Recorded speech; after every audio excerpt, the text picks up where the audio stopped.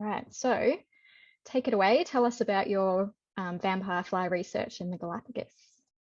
Thank you very much. Yes, I'm here to talk to you today about the avian vampire fly Phalonis downsii, looking at a parasite's perspective of co-evolutionary dynamics.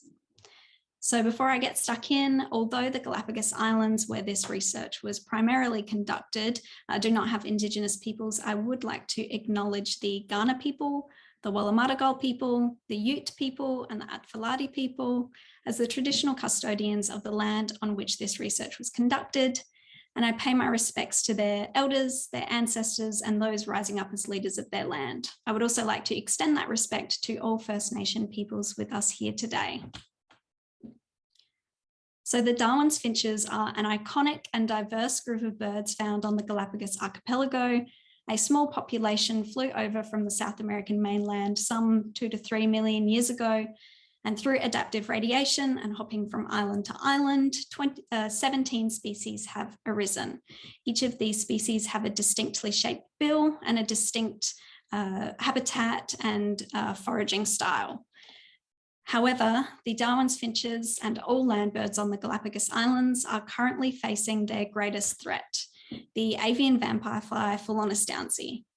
This parasitic insect was introduced to the Galapagos Islands sometime in the 1960s, but it wasn't discovered on the islands and discovered in the nests of Darwin's finches until 1997.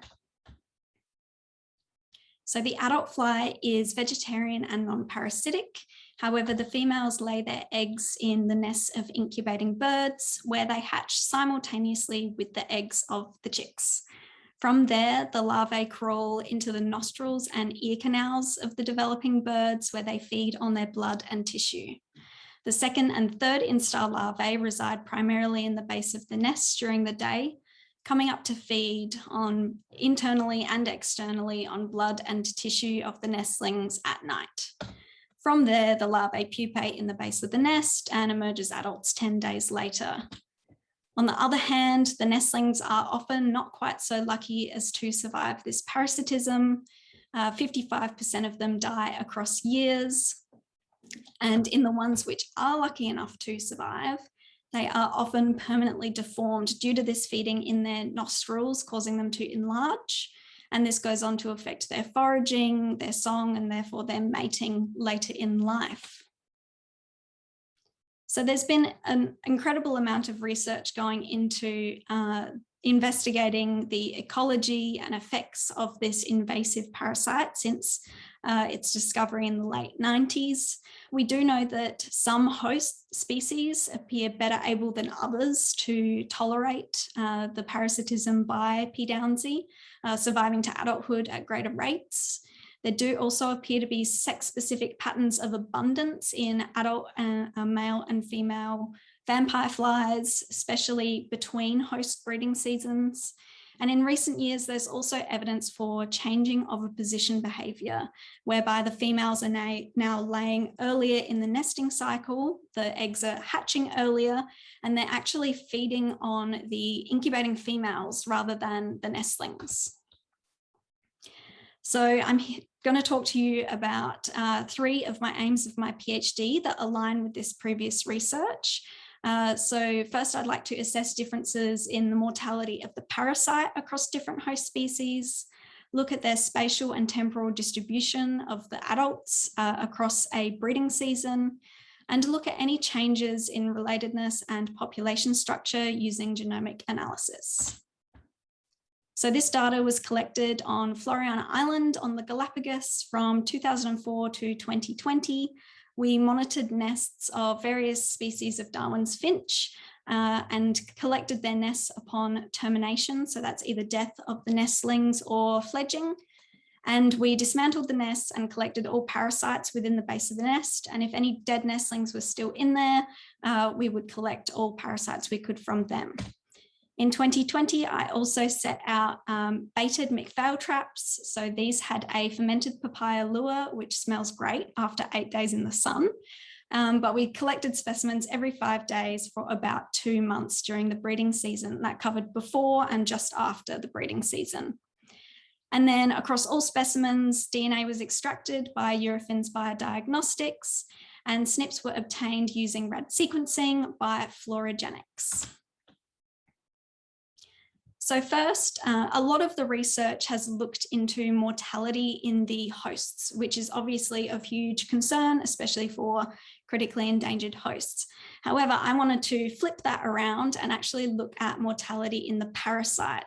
And this is because host-specific mortality can drive parasites to avoid costly hosts, and particularly in generalist parasites such as P. downsii, this can lead to host specialization. So I looked at this across parasites collected from nests of 3 host species and 1 hybrid. So that's the small and medium tree finch hybrid. And I estimated mortality as the proportion of immature larvae found in the nest upon nest termination.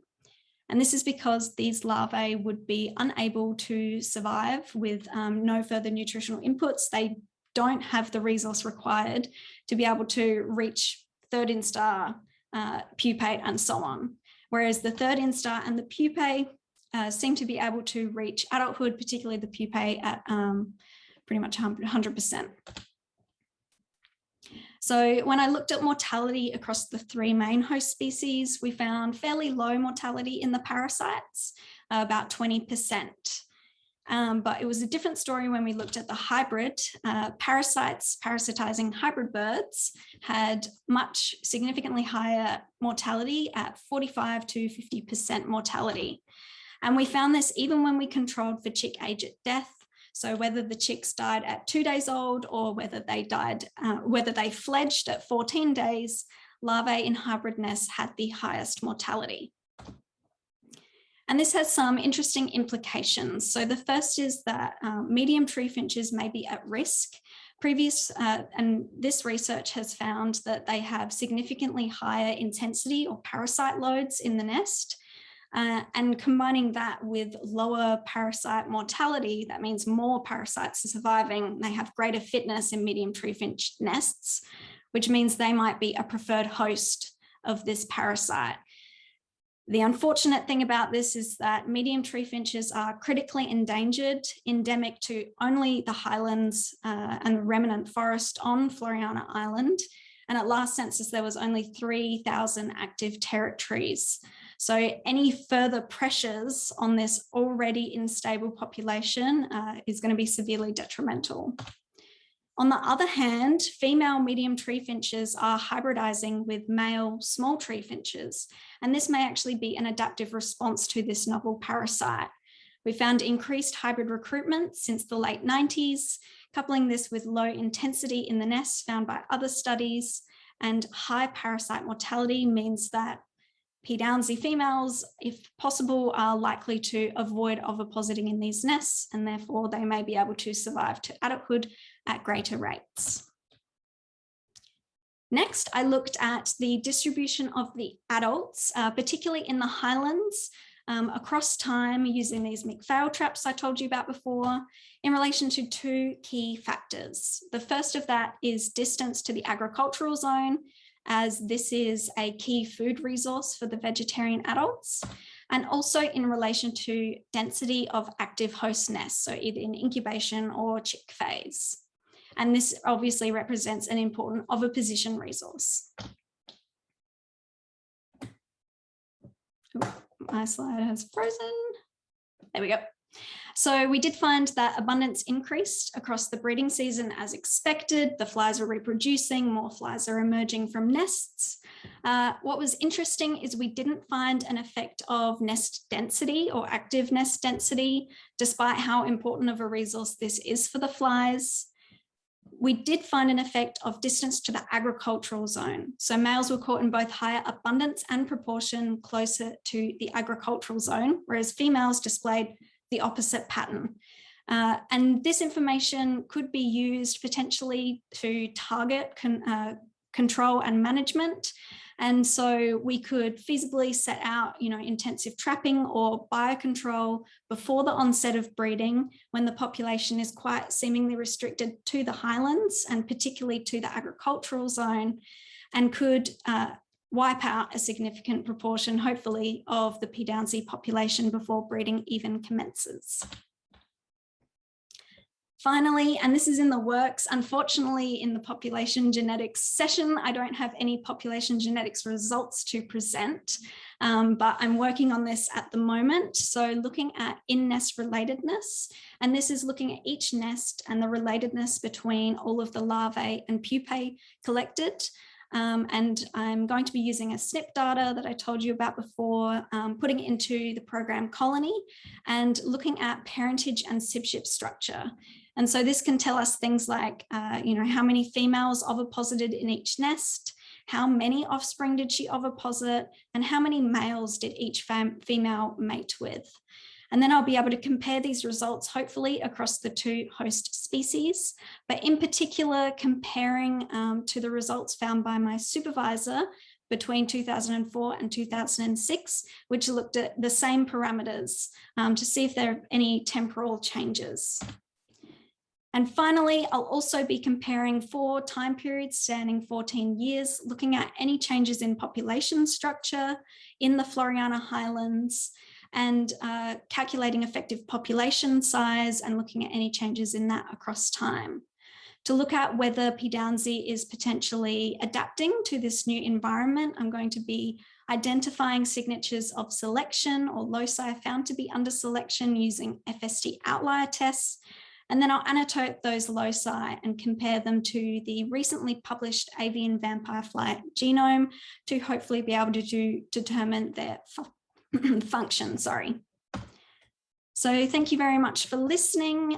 Thank you to my supervisors, contributors, funding bodies, and thank you to the organisers of this conference. Happy to take any questions. Thank you, Lauren. Just right on time. Does anyone have any questions? Mike?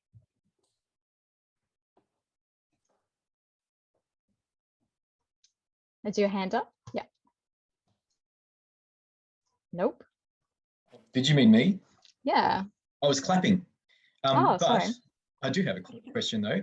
The plots of mortality that you showed, so there was quite a bit of variance, I noticed. Do you have any sense of what's causing that variance? What sort of environmental factors might be going on perhaps? So we did look at rainfall, and that definitely contributed. Rainfall also had an effect with year. So rainfall increased across years. And so in the earlier years when it was drier, survival was higher, but in the later years, it was a bit wetter, and so survival was lower. So I'd say that the rainfall on the Galapagos is incredibly variable, even within the highland and lowland habitats. I'd say that would probably have a huge impact. Thanks. Mosh, do you have a question? Yeah, just wondering, with that work on SIDSHIP structure towards the end there, what kind of SNP data are you collecting to do that determination? So it's across the genome SNP data using RAD sequencing. Okay. Yeah, hopefully that answers your question. I think we've got about 3,000 loci after filtering, so hopefully we'll get some good reconstructions. No, I appreciate that. Thanks. Yeah, and I agree with the comments. Slides look amazing, Lauren. Well done. Thank you. I have a question. With the time periods that you picked for your population analysis, was there a hypothesis or a logic behind those? I might have missed it.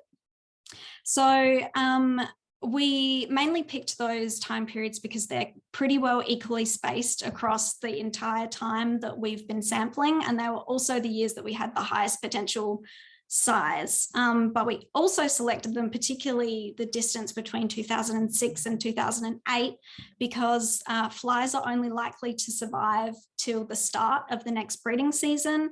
And so 2 years separating them, we wouldn't expect to find any, they're independent generations at that point.